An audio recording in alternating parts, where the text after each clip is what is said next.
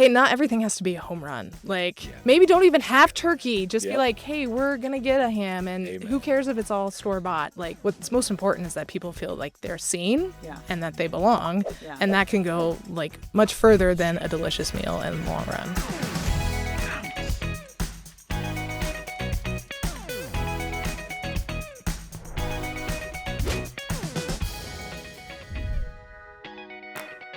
Hey everyone, welcome to this week's episode of The Boundless Show. This is Lisa Anderson here with you. And we have got a great roundtable, which continuing the theme of Thanksgiving, because it is here in the U.S. Thanksgiving weekend, we thought we would pull a few people together to talk about the rise of what we call Friendsgiving.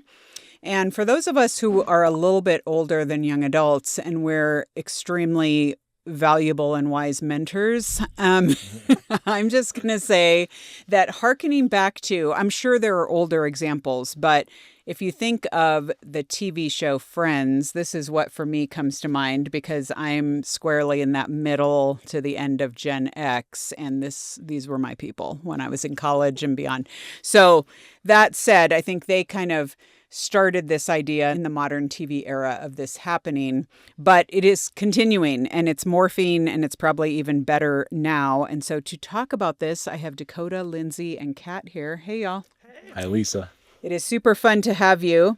Friendsgiving, I think if you Google Friendsgiving, you can find all kinds of articles, you can find recipe ideas, you can find activity ideas of how to make this happen, of how to do Friendsgiving with people that you don't even like, the obligatory friends, or your friend is bringing a friend.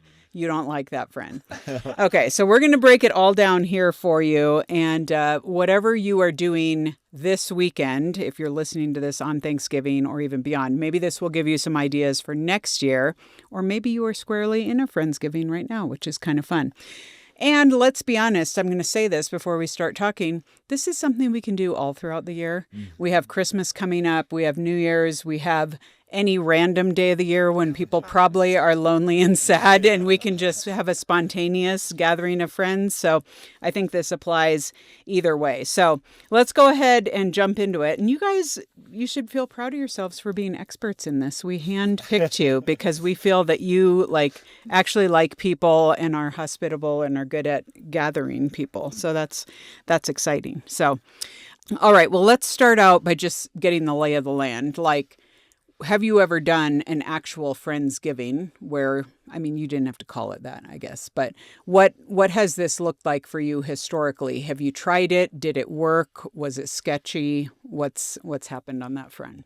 I've never hosted one, but I've been to a lot. Okay. Our family, I always travel usually for Thanksgiving, so I'm usually the one leaving town, so I'm not thinking about actually hosting something at that point. Mm-hmm. But typically I would say the host will cook the turkey and the ham or whatever. And then all of us friends, we bring sides. Mm-hmm.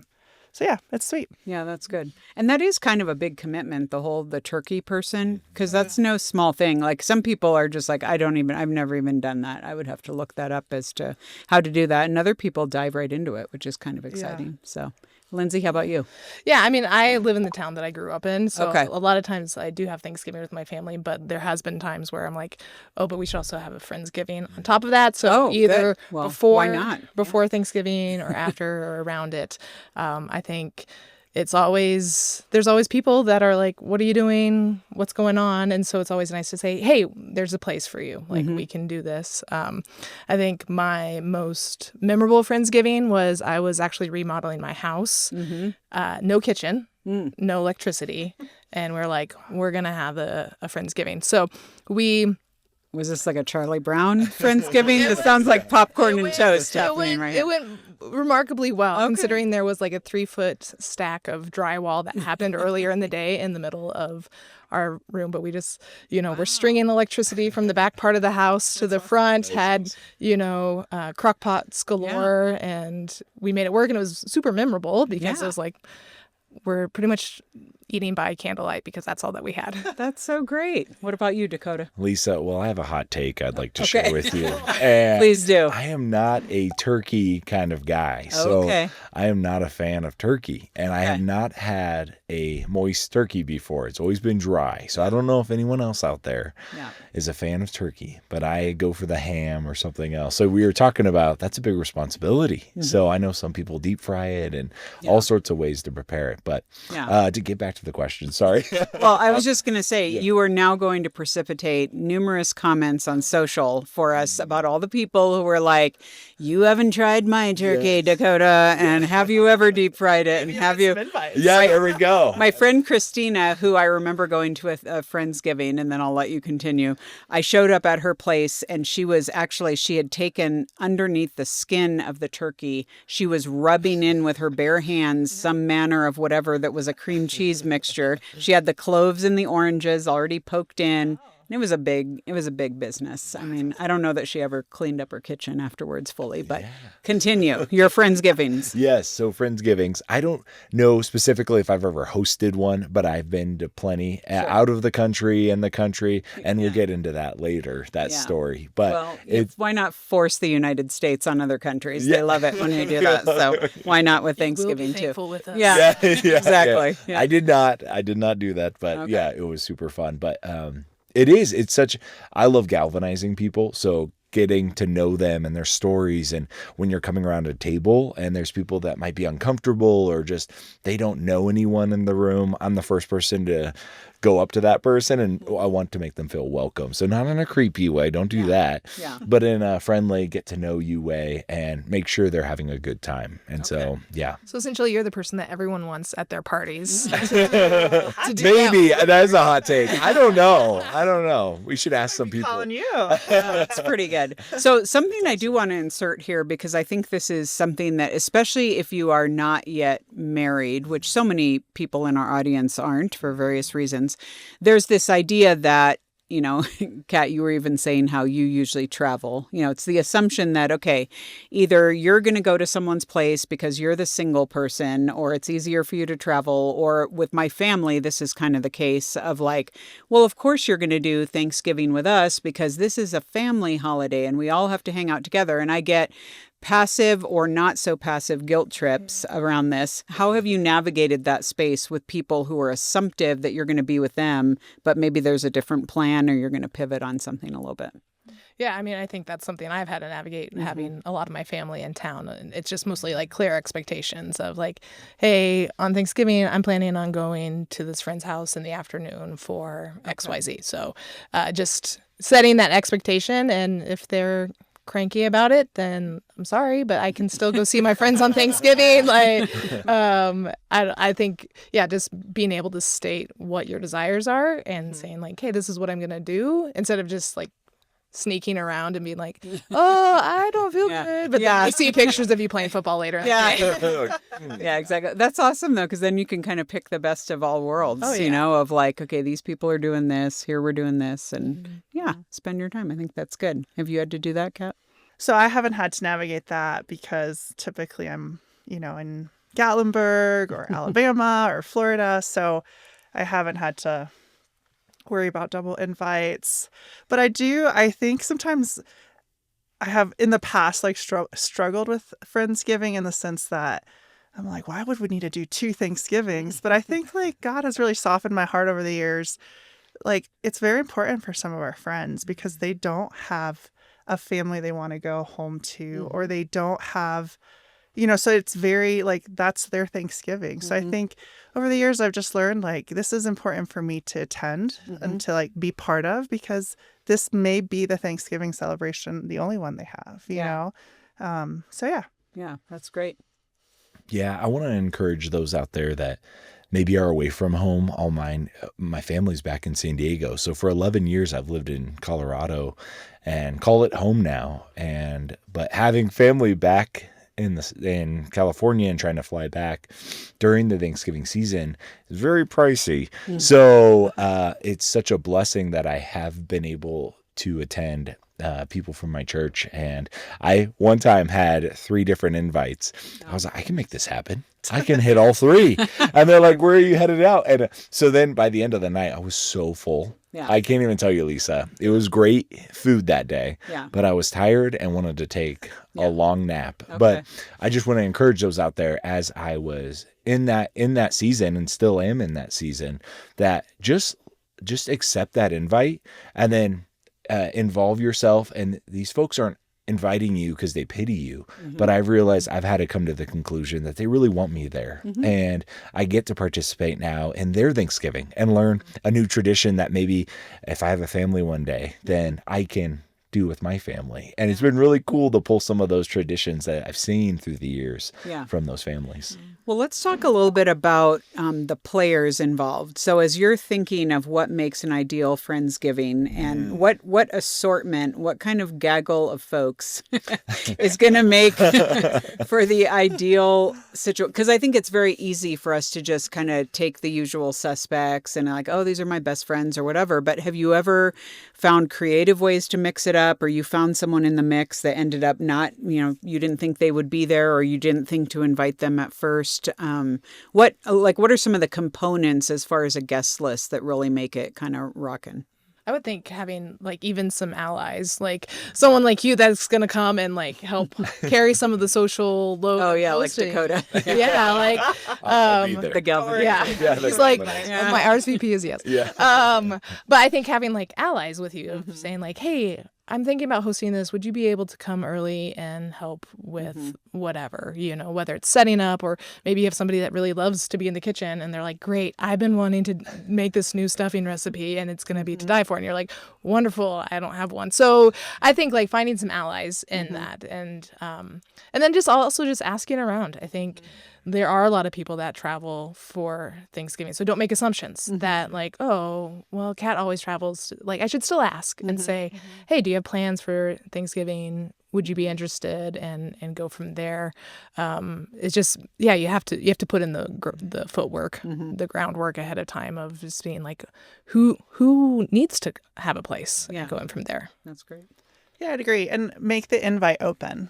So if you have a friend, be like, hey, you can invite anybody, your neighbor, somebody from church, just like let it be something that's a welcome table to whoever may need it. Yeah. Yeah. You bring up a good point, because I think, I've been invited in the past where I was just invited solo, and I show up somewhere and I'm like, I don't know any of these people other than maybe the hosts, but they're busy. And so then it's like, you have to make small talk. So it's almost like a wedding invite of like, make a +1 available. I think that makes especially more introverted people more comfortable in wanting to accept it. That's good. Yeah. What would be your tips? Yeah. More hot takes to come. More hot. Oh man, if I shared all of those, we'd be here all day. But I would share leaving it open, Lisa. That's a great thing to do. Or even asking the host family, hey, is it okay if I do find somebody that doesn't have a place to go, if I invite them, and just asking permission and not just showing up with somebody, but sometimes it's a surprise and it's fun. But I think I have in the past found somebody else in a young adult group or single and just said, hey, you want to tag along? I'm going to this person's house. And it was fun. It was cool that they knew me. So then that awkwardness is kind of dispelled a little bit. Yeah. But it's also cool to be put in an environment where I'm like, all right, I'm going to have to shine. I don't know any of these people. Let's bring out the 5 questions that you want to ask somebody to get to know them. So that's great. Yeah. That's usually my role. I'm always the question asker of stuff. That's you funny. are. I love doing questions. So you're probably a good galvanizer at I am a galvanizer, and that's why I get into that role a lot, because I call it orchestrated fellowship, because I never trust people to make conversation. So I'm just like, you know what? You're not even going to have the opportunity. I have questions for you. And we're going to go around. Yeah. I'm like, no, I'm not going to leave this to chance. So that said, I was going to say the thing I would add is that it's always been really fun when I've been involved, whether hosting or whatever, when there are multiple generations involved. I think it's great. I had for a long time, Kat, you knew her. I had a neighbor who was in her mid to late 90s, and she joined me a couple times for that, all the way down to, smaller kids and different empty nesters. And it is fun to get all those different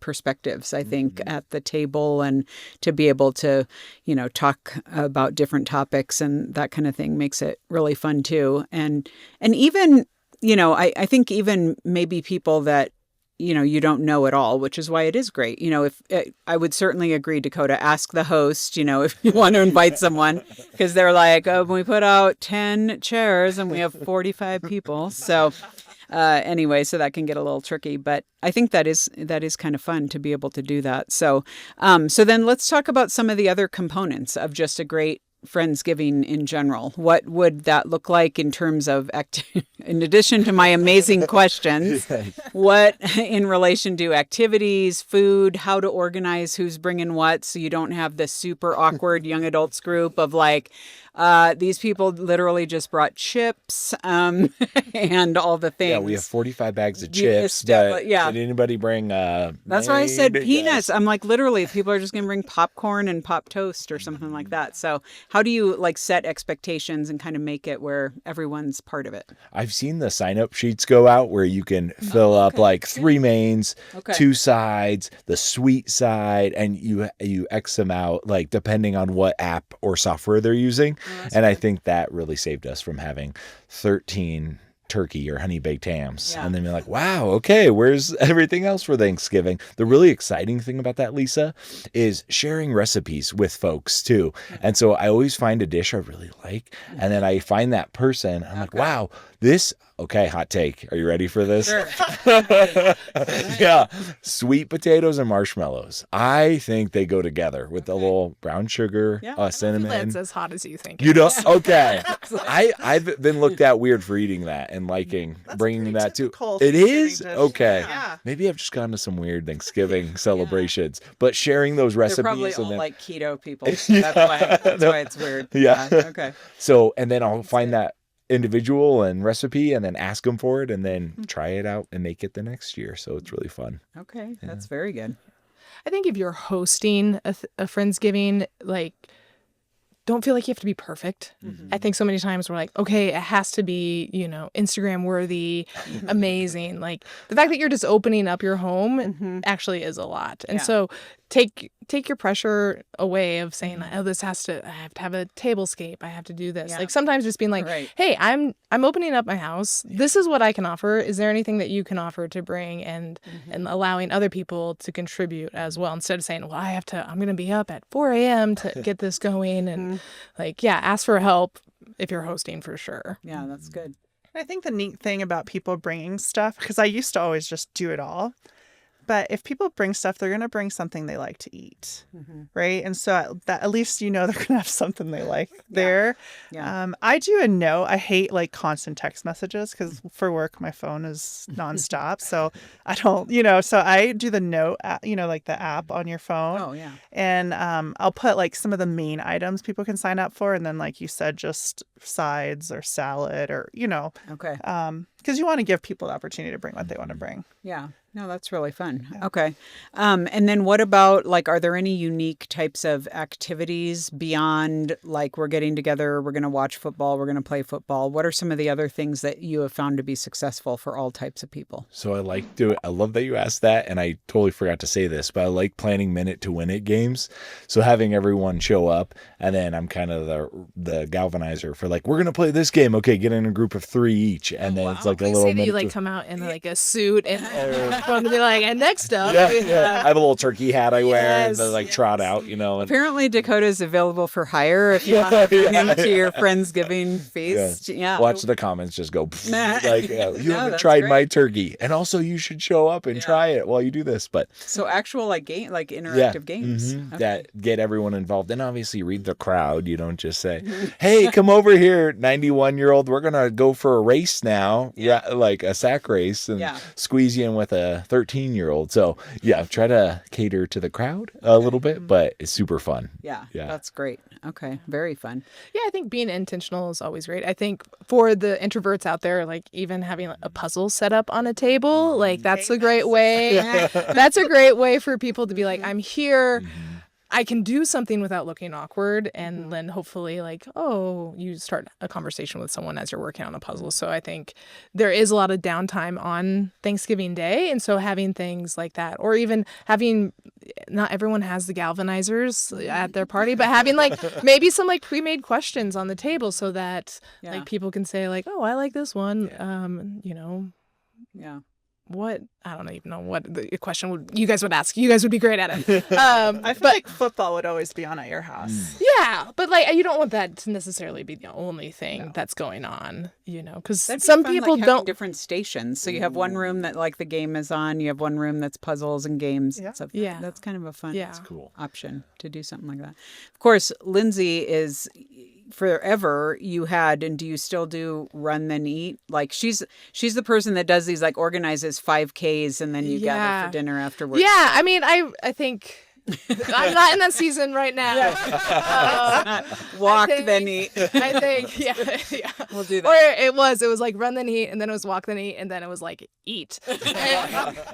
Which everyone's for as well. Yeah, but I think, hosting, I host a lot. I went through a couple years there where I tried to have over 500 people to my house over the course of a year. And so you learn some of these things of hey, not everything has to be a home run.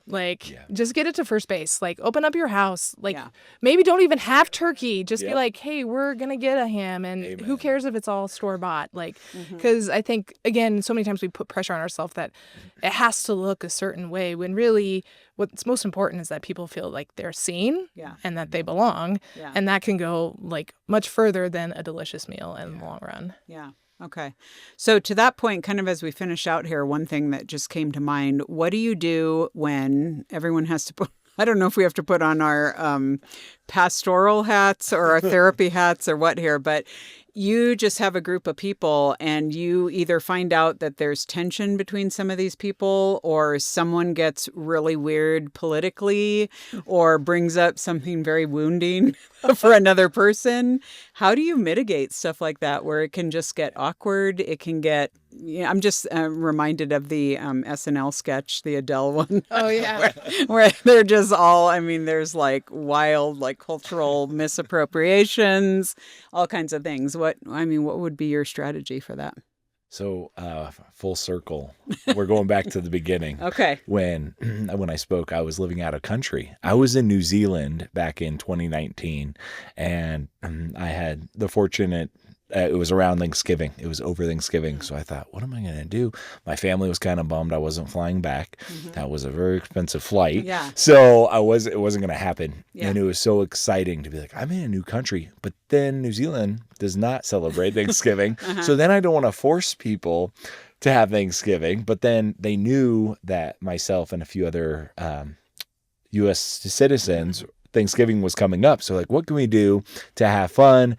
But it's actually just going to be a time to get together and celebrate. So everyone came with a different dish from their country of origin, which was super cool. And so I got to try food from all around the world because the hostel just had a bunch of different people living there and staying, and that it was really cool. So I think we had a few faux pas as we didn't all understand what our traditions were and what we weren't all Christians. And, so I mitigated some of them by either walking up to the people if I saw that they was getting heated over a conversation and just putting it back to the food. So I used food as a big mitigator to be have you tried that sweet potato over there? Let me show you where it is. There's marshmallows on it. There's marshmallows. Let me tell you, this is the best thing ever. And so, would walk them over or just change the topic. So if it was getting political, because a lot living in New Zealand, they wanted to talk politically about it, our politics here in the U.S. And I was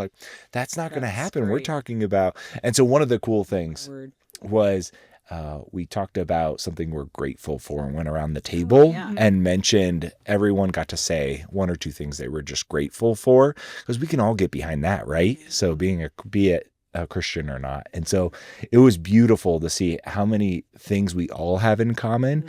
And that just by the end of the night, we were all the best of friends. It was really cool. Yeah. I mean, the teacher in me would tell you just to redirect. You know, that. Yeah. Sometimes you do. Like, if it gets awkward or tense, it's like, we're going outside to play, cornhole or do something where you need to break the... I don't think it happens that often, but every once in a while it does. Yeah. Oh, that's good. Okay. Yeah, and I think as like somebody, if you're a host or hostess, like part of it is you want to create a safe environment. And so it whether you have to redirect or be like, hey, actually, like that's not what today's for. Like today's not to figure out who's right or who's wrong politically or, whatever the latest hot topic is, but just even saying that so that people can feel safety, that they're have a place that they can be without being like, oh, I'm on edge the entire time because I don't want to talk about this. Yeah, that's great. You guys, such great ideas. This is really fun. It's making me be excited about this weekend and all the things. Even next, yeah, I know. Yeah, I'll have to plan for next year and make that happen. We should put our heads together and have the biggest Friendsgiving Colorado has ever seen. Forever. Yeah, we'll make the Guinness Book of World Records. So we'll see. We'll go forward with that and see if it works. So thanks, you guys, for weighing in. This is really fun. Thanks for having us, Lisa.